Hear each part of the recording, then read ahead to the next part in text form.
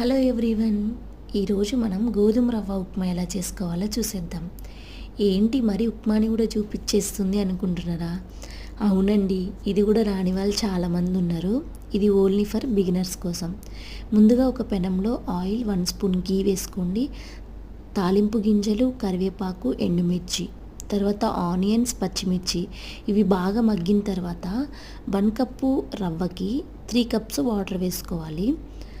Water బాగా boil అవుతున్నప్పుడు మీ రుచికి తగినంత ఉప్పు వేసుకోండి.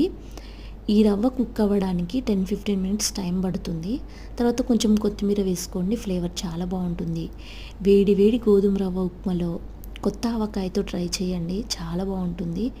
లేకపోతే వెల్లుల్లి కారంతో తినండి, బాగుంటుంది. తిన్న తర్వాత కాఫీ లవర్స్ ఎంతమంది ఉన్నారో నాకు కమెంట్ చేయండి. Thank you. ఒకసారి ఇలా ట్రై చేయండి.